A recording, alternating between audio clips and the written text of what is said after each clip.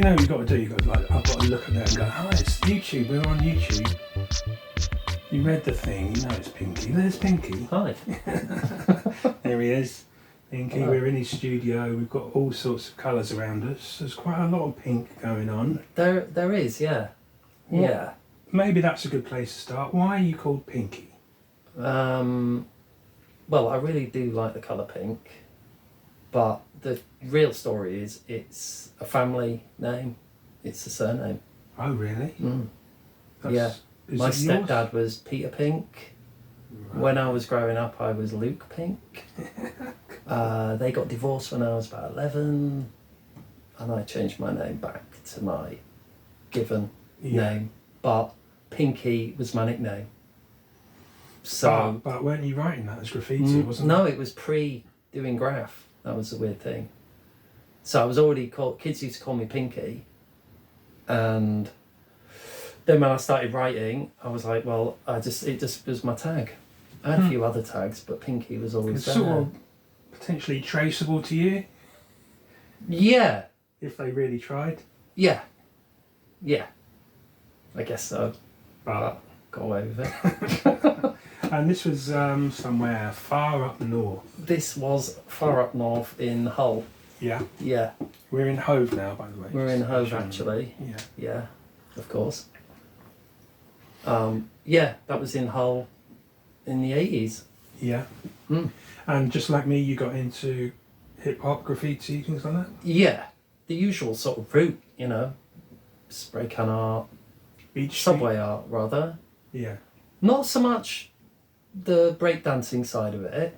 I kind of knew other kids that did that, but I was kind of, I think I was just really was attracted to the graph, really. I love the whole hip hop thing, but I think when Style Wars, when I saw that, That was cool. I can never remember which came first, if it was Subway Art or Style Wars. Subway art, and then Yeah. Arena showed Style Wars. That must have been maybe 85. I think. Yeah, and I literally watched that, and I think went out the next day and did a piece.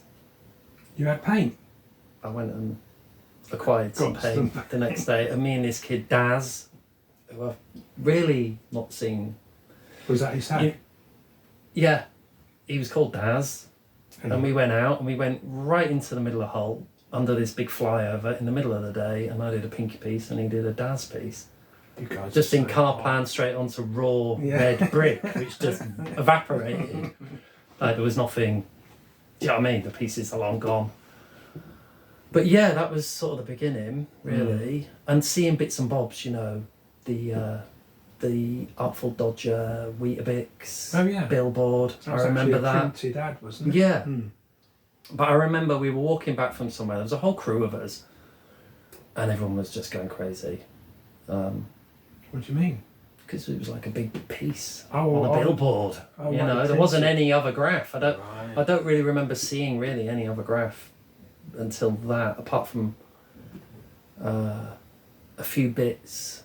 I also went to London in that period because my mum lived in London when she was younger, and then she had a really, really good friend, like her best friend, who lived in Hammersmith, and we used to go down and stay with her. So I used to get that line, the Hammersmith and City line, and there was all those pieces on it, and there was tags in Poscas and stuff like that. So it's all a bit mushed up now, but it was kind of that kind of very early, I guess Your memory's mid-80s. mushed up, is that what Yeah, Right. as in like which came first, what I saw first.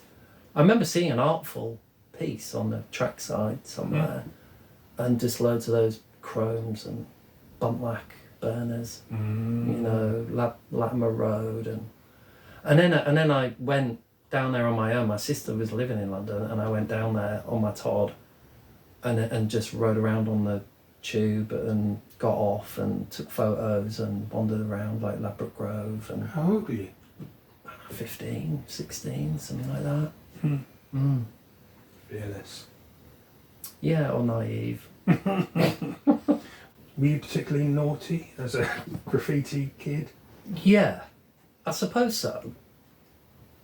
But it was so early in that period. I think that there wasn't really any sort of even, there wasn't anyone really doing it before we started. There was like maybe sort of a handful of us. Yeah, so this was like 84, 85? No, a bit later. I'd say Okay. maybe like, yeah, 85, 86. Okay. And then by about 86, 87, we were sort of a little bit more established. We figured things out. And most of the pieces that we painted were like in the local parks and stuff like that.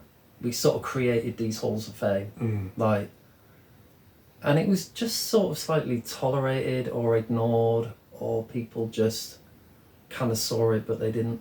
I mean, we were painting this old disused garage that was right on a big main road in Hull, and it had a huge kind of back bit of all these walls, and you could see them, so everyone on the buses could see them, and we painted all of that.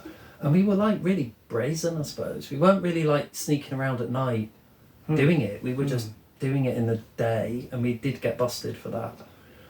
I got like the cops turned up, and we all ran off, and some of the younger ones got caught. Oh, you didn't get caught? And then I got caught the next day. Like someone told them where I lived, and I got a knock on the door. What happened? Did they put you in the jail? I can't really remember. I got some sort of caution, and I didn't get dragged off anywhere. My mum was like, "There's someone to see you." There's someone at the door to see you, Luke. You know. It's like, oh, shit. And apparently my mum said, my mum was pretty radical anyway. She was a bit of an anti-establishment kind of person.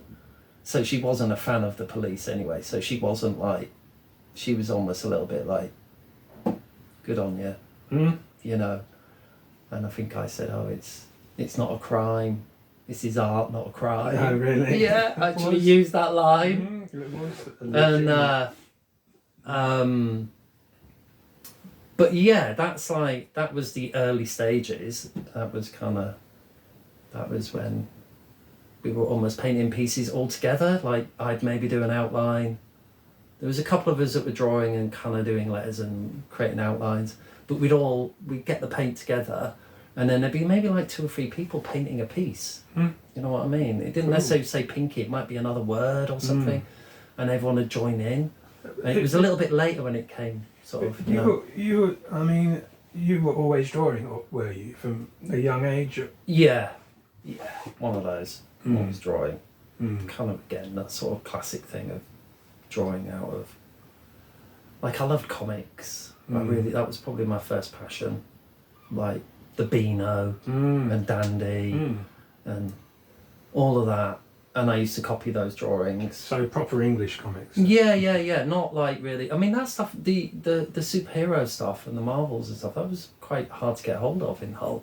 There was one place I think in the station that had a little rack of them, and you could get them there. But it was always a bit out of context anyway. You'd pick one up and you'd read it, and it'd be like to be continued next week, and you'd never find another copy of it. Whereas like I did the classic. I went from the sort of the Beano and the Dandy, and a few of the others, like Whizzer and Chips, and I had that. all that. And then it progressed into 2000 AD, and that had quite an influence on my early graph. Oh, right. A lot of my early pieces. Insert picture here. Hopefully you've got images of it. I have. Yeah. So you'll have to supply me with this. Yeah. And I'll be going slap. You know, in the edit. You know. Yeah. Well, the weird thing is with that is that we just organised this massive show up in Hull that happened this year. That was like about a year in the organising of. Oh yeah, what was that? Well, it was a sort of combination of a sort of retrospective story of the whole kind of graph scene, but we didn't want it to be too sort of retro, so we kind of combined it. There was 2 floors. It's a really amazing gallery in the middle of Hull, and it was like 2 floors. The upstairs room was kind of all the a lot of sort of old stuff, but we made like a big black and white collage out of all of that, and we had some new work up there. And then downstairs was all like contemporary work, so it's kind of like what a lot of those artists are doing now. Yeah, what was it called, in case someone wants to... It's called Live Like Legends. Okay. There's probably still a website. Yeah, there's stuff online. And the title "Live Like Legends" came from someone had written it on a wall in Hull, and it was almost like a bit of a. I think people slightly misconstrued the name. They thought it meant that we were saying we're all legends, when actually the meaning was like, even if you've got fuck all, you live like a legend. Yeah. Just act like you're gonna do it anyway, you know. So that was kind of the story behind it. But as part of the process of doing it, we reached out to loads of different people, and someone told me that Paul Heaton, who was the guy in the House Martins, had a load of photos of the graph, and the reason for that was because the park that we all used to hang out on, he lived in a terrace house that backed onto it, and we used to know him a little bit. My mate, who was in the same crew as me, his dad used to run the football team, and House Martin sponsored it and stuff. Anyway, I hadn't really seen or spoke to Paul Heaton for like 30 years or something, and I emailed him through his website, and he sent me all these amazing photos. So I've got all this old graph, including a piece by him and Norman. I might need that. Yeah. I was going to send it to you the other day, but I thought I'd wait and then send it to you afterwards. Norman, you're next. Yeah. He watches this, doesn't he? He should do. I hope so. He I ought know. to. Yeah. And that was the other thing I was going to bring up, which was I had this kind of weird memory of possibly meeting you, not really meeting you, but you being there, which was obviously because we knew Paul Heaton and we met Norman, and they did a couple of pieces. We were all painting, it was called Tag Park, and we were all painting on there. And they did a couple of pieces. They did one that said Crazy Babies, and then they did this other one that said Wall Busters. And it's got like is that the Ghostbusters? Yeah, and it's got a Ghostbusters character on it and stuff. Yes, because Norman did a piece that said Sporty, which I think was his tag, and it had the Ghostbusters and the O. Yeah, right. And obviously because we knew him a little bit, when they split up and they all did their own thing, and then he did the Norman Cook Roadshow.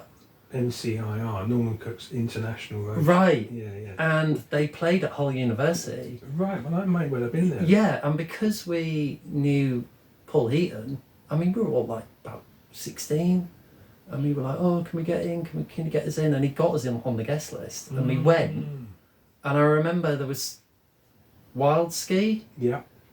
And there was someone painting. That would have been you. And must have been you. And in my memory, and other people have said this as well, that it was either before the gig or maybe the day after the gig, we had like a little jam on that park. There was a friend of ours that had decks called Lebo. He was like the best. He was one of the best writers in Hull really at the time. He was a little bit older. He had like a really big hip hop collection and a load of records and decks and everything. And we had some sort of jam, and in my memory, you were possibly there. Norman was definitely there. I probably would have been there. Yeah, that's what I mean. I don't know why. I mean, it's not like I've had a really crazed kind of drug, It's a long history. time ago, though. Yeah, but just a lot of things never really stuck in my mind. Yeah. But some other people are amazing. I listen to Rob Euro talk, and he seems to remember everything. But yeah, I've got friends like that. I've got friends like that. I think sometimes with people, it's like maybe you've gone on and done a lot more things since, right? And not necessarily saying this about Rob Euro, but with some of those people, maybe those things were really significant to them at a young age, and then they went off and just had like a so-called normal life. And so they're like, oh my God, yeah, do you remember? And they did maybe this and they did that. Yeah, they're a bit more cherished, those memories. And you're like, yeah, I think I was there, or I kind of remember it, you know. A lot of my memories from back then are based around the photos that you've got. You know what I mean, like the pieces and stuff like that. So you're up there in Hull doing graph. At what point did you go all, psychedelic? What happened? I mean, it may be an obvious answer, but no, because... Well, I think what happened was actually, it was sort of, we didn't necessarily go psychedelic, we sort of went more abstract. You know, like within a couple of years, we kind of evolved from the classic hip hop. There was me. There was really. There was 2 or 3 of us. There was me and a guy called Equal, and that's who I painted all my first proper pieces with. You know, when you actually do a piece and you think, wow, that's actually a proper piece. Like you've taken a step forward. Yeah. And we were all in this crew called DRA, which stood for Devious Rebels of Art. Classic 80s crew name. And me and him suddenly, well, there was a couple of things, right? So one of them was, there was these big graph events every year in Bridlington, right? The Brid graph events. It's like a graffiti competition. And it brought people from all over.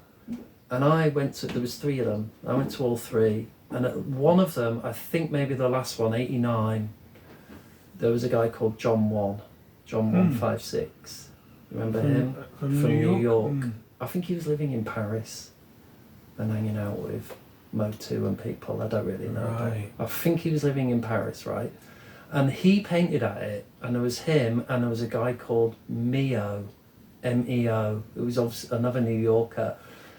And everyone at this point was doing these real style burners, you know, like they're all Wild there. style, sort of. Yeah, like really amazing. All that kind of smooth right outlines and like Inky and who else? There was like every town was kind of represented, all those major cities. And they turned up and they were doing this kind of real abstract kind of just like next level stuff that wasn't letters. Or not obviously letters. He had a piece in spray can art, didn't he? Yeah, I think he did. Which was quite abstract. Yeah, and there was little teasers to that style, wasn't there? There was like Future. There was John 1. I think there was a few others, and they were and even people like Vulcan, who were sort of breaking it down a bit. And I think we just sort of zoned in on it, you know. You know, a bit like I really loved what you said in the interview you did with Killer Keller, where Scene said you've got to put your first outline up, then you've got to put on your colours, and then you and you were like, well, do we? You know, and in a similar sort of thing, that's kind of what we were doing. We just sort of progressed, and we painted these pieces. Me and Jodie, we did. It was Equal, and it said Sign of the Times, and we did Equal and Pinky. And I think it was almost a combination of like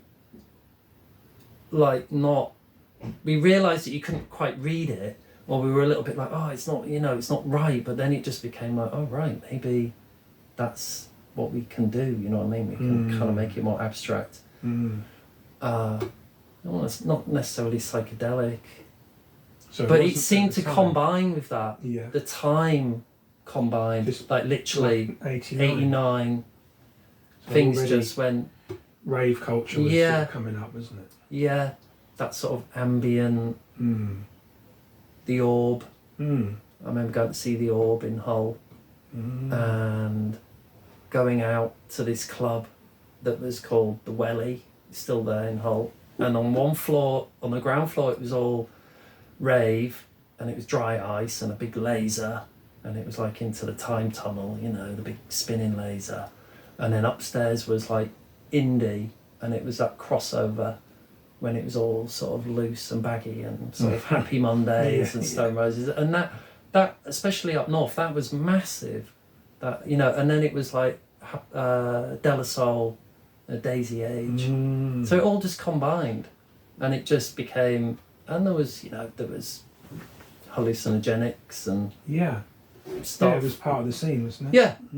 But it wasn't like some, you know, just, don't know, it was like a little melting pot, and it allowed us to free ourselves. I think that's it. I think if you haven't got a lot of those things in your culture, you could maybe just stay on one fixed view of what things should be or could be. And there was a scene in Hull, and there was quite a lot of people painting, but it wasn't, and it was competitive and all of that, but it wasn't like big enough for people to be sort of dissing you, going, what's that? That's not proper graph, or because we'd sort of built ourselves through that. So, you know, by the time we were like 18, 19, we were sort of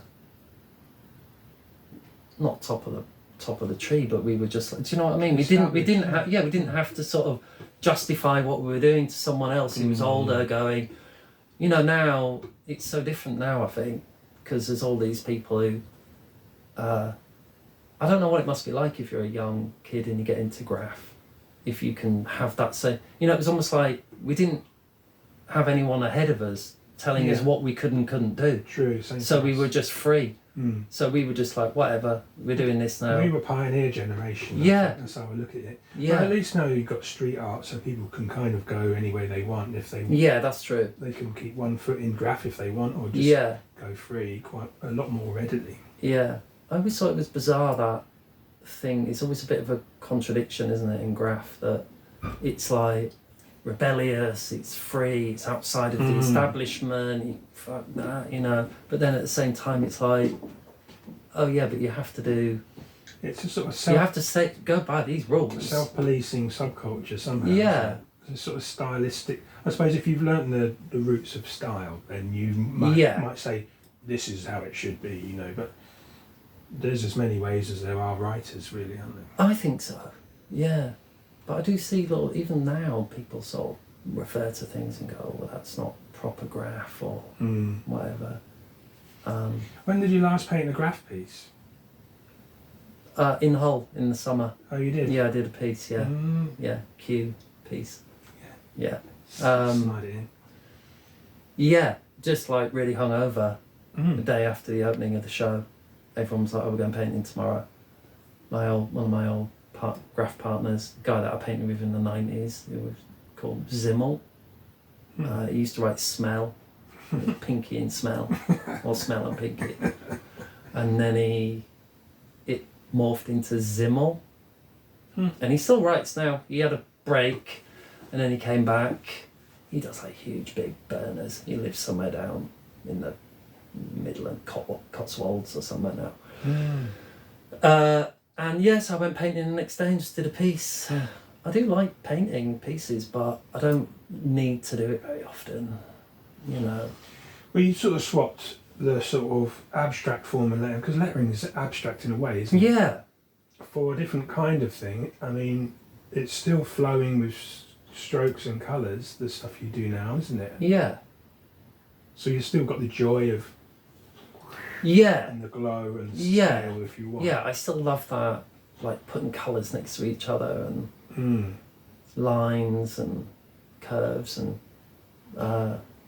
building something up. Occasionally put outlines on things. That didn't feel like it needed an outline on it. I really like this graduation, which is, I don't see a lot in your work. That's more of a recent. I'd say that's a more recent, last year or two, couple of years maybe. And some of that comes from some of the looser, like ink stuff that I've done over the last couple of years, like almost like, you know, you set yourself these weird rules and little boundaries, don't you? And then at some point you have to break them yourself, I think. I think that's what they're for. You grow, your root Yeah. stresses against one and then it lifts you up somehow, doesn't it? Yeah. There's definitely a sort of reference to some 60s thing happening going on, isn't there? There is. And I think someone else asked me about that and I was like, I don't know about, it's more like I've always loved that there's certain styles that I've always loved, that comic book kind of style, that graphic line, a cartoony comic book style, graffiti style, again, quite graphic, and that 60s psychedelic poster art style with the lettering and all of that. And I didn't know at the time, but obviously learned later on that obviously a lot of those early New York writers were looking at a lot of that shit anyway. Rick Griffin and the Flying Eyeball and all of that even his mad lettering, it's got all like 3D on it and it looks like graph. And obviously a lot of these 70s writers probably in New York. So it kind of all fits. And obviously, and I always loved that music as well. Like, always, almost like before I was into hip hop and graph, I liked I was like a little mini mod, you know. I was like a little 60s. I was like a little Fred Perry with a little parka, and we all had the badges on your jacket, and you know. Oh, okay, not. So I like guitars, and I like the Who and the Kinks and the Specials, and do you know what I mean? So there was always that side of it for me. Not as psychedelic then, more. More like quite rocky sort of.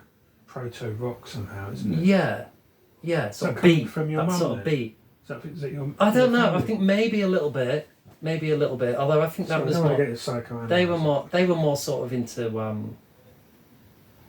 They were more into sort of like Neil Young and stuff like that, hippie sort of folky. I think it all fed in, but I didn't. If anything, I had a bit of an aversion to that sort of stuff when I was younger. I was like too heartfelt, probably. Yeah, just a bit too like. That's what the adults were listening to in the front room. I was listening to sort of more. Yeah, I don't know. I think again it was sort of an aesthetic thing, and it was a kind of youth culture thing, wasn't it? Yeah. When I was 14 or 13, you chose a little tribe, and maybe the obvious one was to be a bit more of a sort of towny, as they were called in Hull, or casual. Yeah. But that was expensive, and you needed to get hold of that gear. Imported clothing. Yeah, it was all sort of all that, and it was more like, and it was a bit more sort of football led and a bit more kind of whatever. And then the alternative to that was the sort of mod ska thing, you know. So I think maybe the psychedelic references. I don't know really. But that was you chucking more stuff in the melting pot and transcending again, wasn't it? I suppose. Yeah. Just boiling it all up together.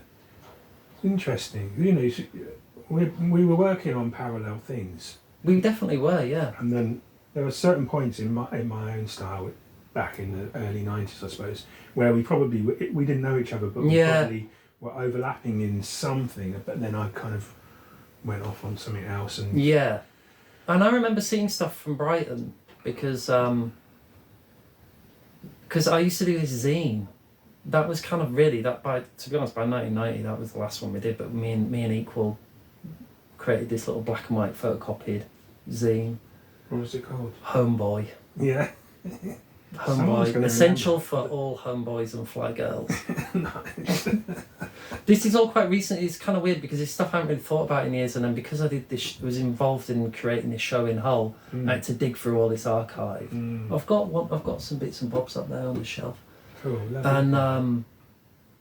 And we got we did a couple, and we took them to Brid, and we sold them. And it had the address at Equal's address, send us photos. And it was that era when people would send pen pal each other and send photos. Big culture for that. Yeah, and so we were seeing graph from various places. And I remember seeing graph from Brighton. And then Morn, who was an old mate, he's someone I've known for a long time. Big up Morn. And he moved to Brighton, I think in the early 90s. And he used to send me photos of stuff he was doing and other people were doing. So I'd see stuff from Tana. So I remember seeing some of the She and Wreck. And who else? Nylon stuff when he was writing Shah. Shah. Yeah. And Euro was writing then, wasn't he? Yeah, Euro and obviously Morn and maybe some early Nima stuff or whatever. Yeah, Curb, Amen. Yeah, and then weirdly I was going out with a girl who was a student in Hull. Then she finished, she left, she moved away and she moved to Brighton. And I came down to see her. And that was about 96. And I painted at Tana. With Lackey. Yeah. This guy Lackey who was mates with Morn, another dude from the northeast. Did you write Pinky? I did a pink piece. Yeah, I did a lot of pieces in the 90s that said pink. because it was just more economical on the paint, Mm. I think. One letter left. I don't know why.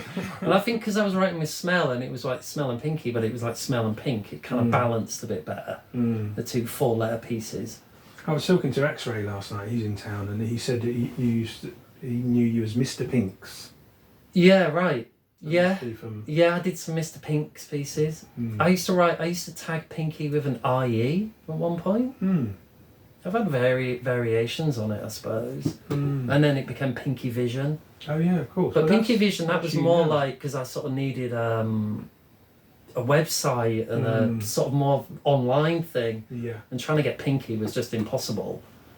And I just sort of conjured up Pinky Vision. Maybe that's a good way for me to ask you, how do you manage to make a living easily at your work? Do you get stuff out there and make lots of sales? Is it easy? How hard is it? It comes and goes, doesn't it? It comes and goes, and you sort of cling on, and then suddenly you get a little rush. Do you know what I mean? Like, you know, I think it's easy. I think if you wanted a sort of certain level of lifestyle like normal people have, then maybe you wouldn't choose to do this. Yeah. But or you'd be putting cats or something in your pieces. Yeah. And I've always done a lot of illustration work. Like, so I'd say there's always been these two sides. There's the more abstract kind of painting stuff, you know, that's more for me. But alongside that, I've always drawn stuff, so I've always kept that kind of slightly cartoony sort of style. Yeah. And when I moved to London, I moved to London at the end of the 90s, and I was like determined to get work as an illustrator. I was like, right, I'm going to be an illustrator, and I put a portfolio together. And at that point, you could still ring up all the art directors of the magazines, and they'd say, oh yeah, drop off your portfolio. So I'd go to like Oxford Street and hand this portfolio in, and so occasionally they'd say, oh yeah, come and have a meeting. And I did various things, and I did some of the like magazines like Mix Mag and some of the Lad Mags. Jamie Morn got me some of that stuff. And so I've always carried that on. I've got an agent now for that work. Oh, right. Okay. Yeah, Agency Rush. I don't know about this side. Yeah. So that's been there bubbling away all the time. I mean, again, that's sort of like that. And when I first moved to London, it was kind of like, could you draw something like this? Or could you draw something like that? And I was like, oh yeah, I suppose so.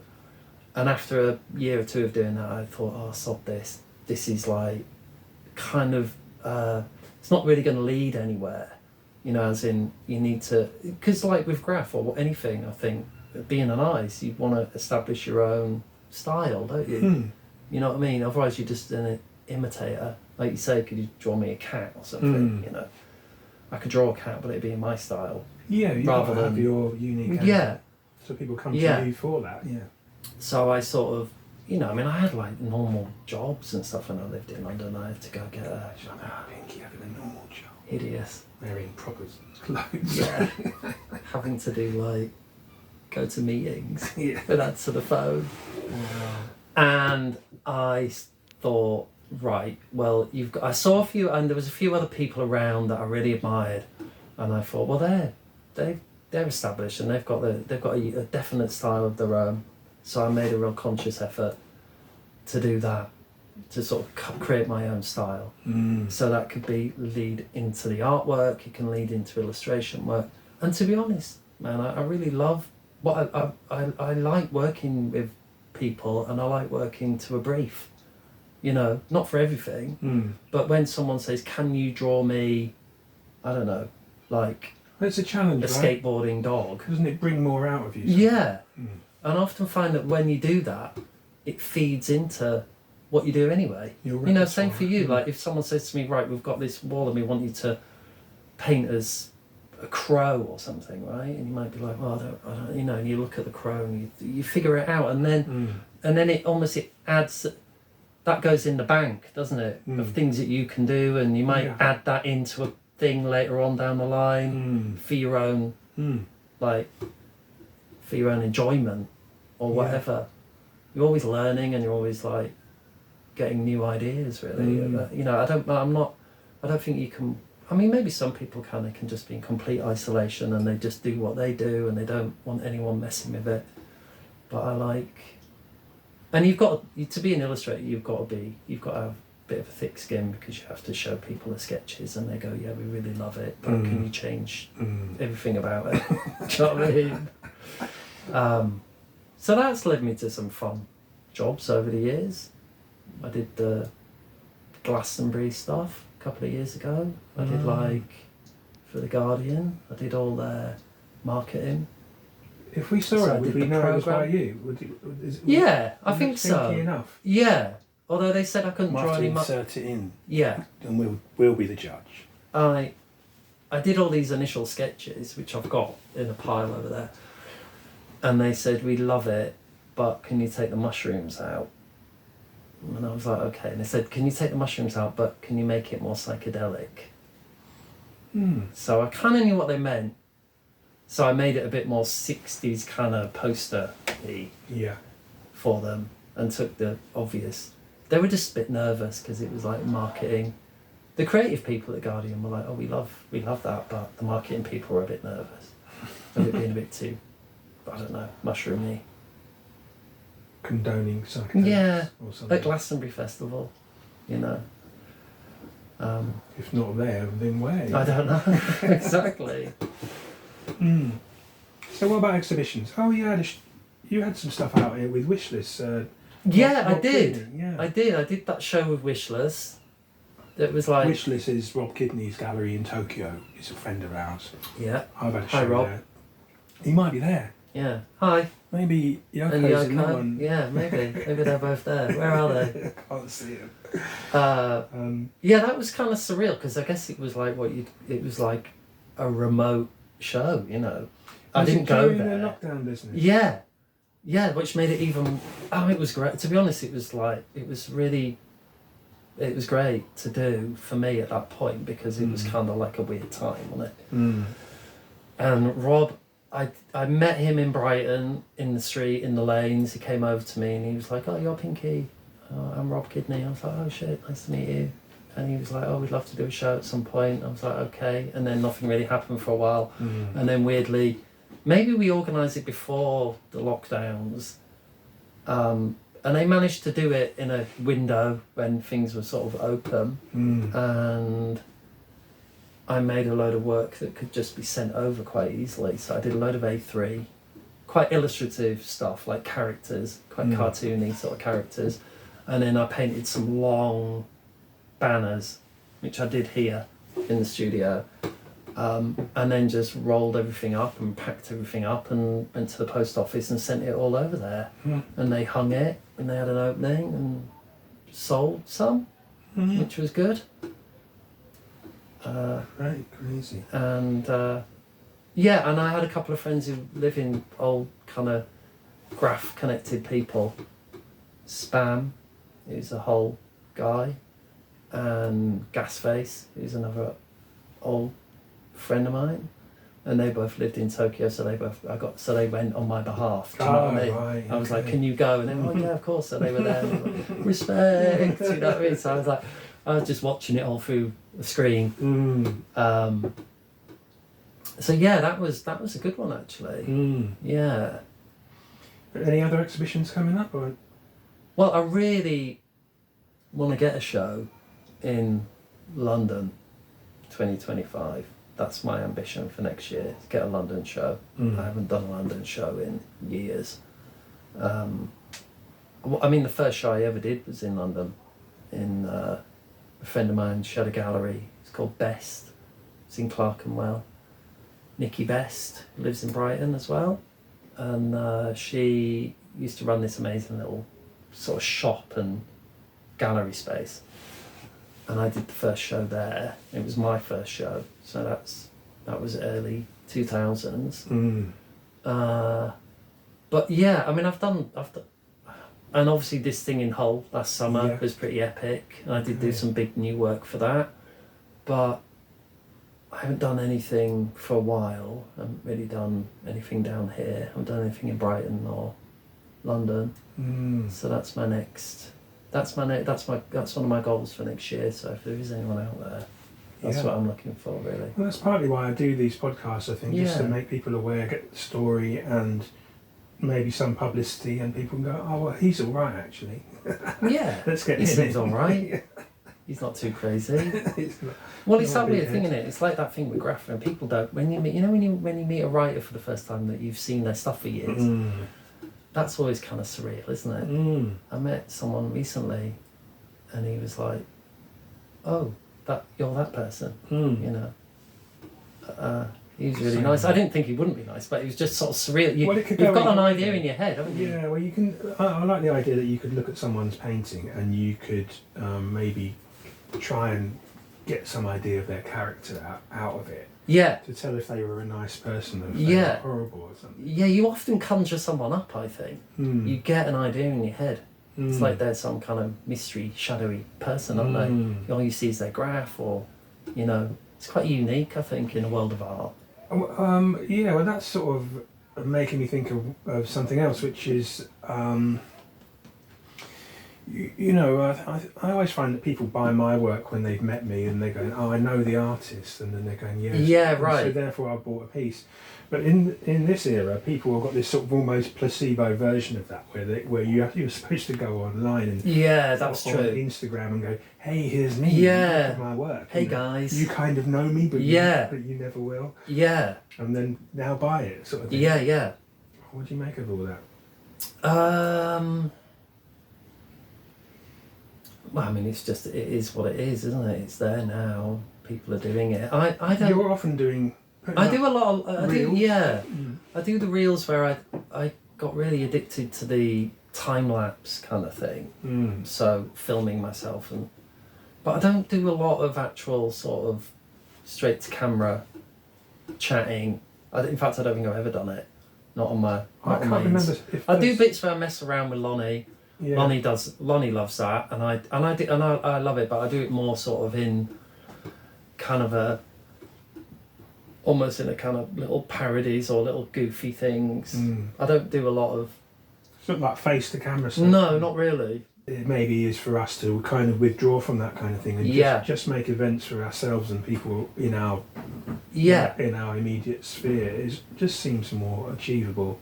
Yeah. More real somehow. Yeah, and exactly, and you can spiral, I think, a bit when you get locked into sort of the algorithms of social media, and oh my God, why does it look at that person? Or, you know, it's all a bit phony, isn't it? It's like, even like you're saying, these people, what do they call it? Like curated life or whatever, you know, like you meet them in real life and they're like, "Oh God, I'm having a really crap day." You know, "I just saw you online." And you were like, "Hey," you know what I mean?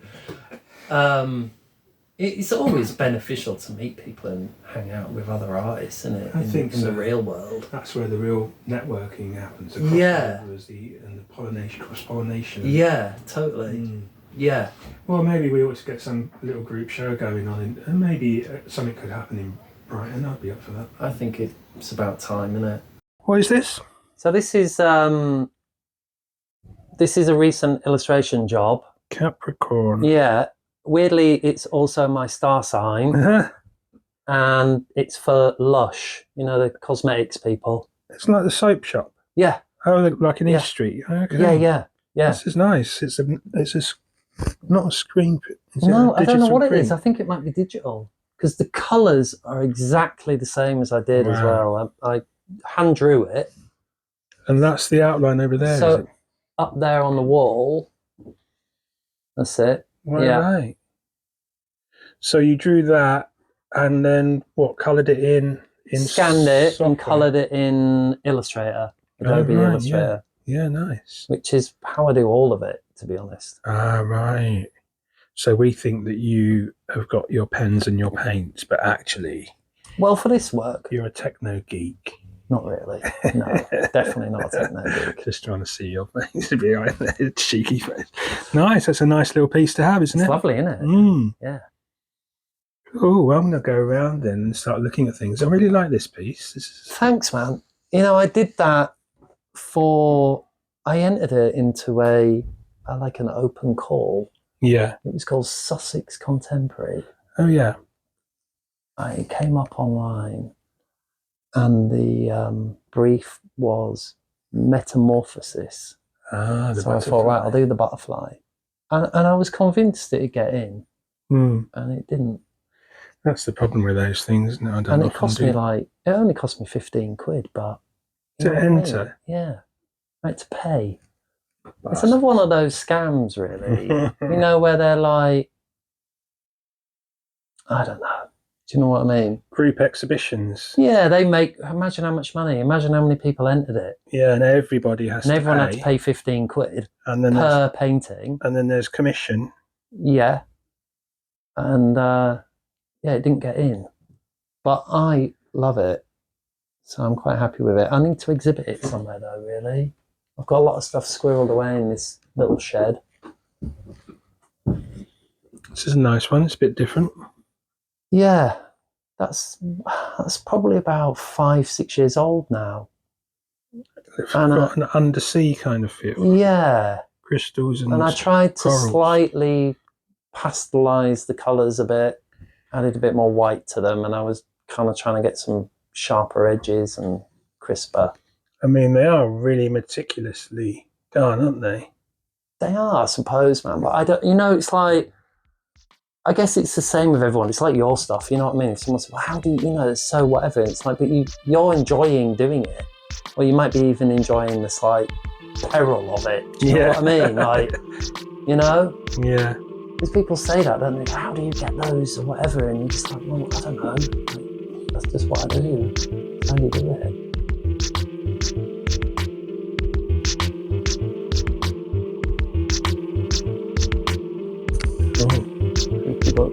Creepy bookshelf. I think this whole room's on site. And the lean. There is a spirit level somewhere. I got it out. It's just like. Cheers.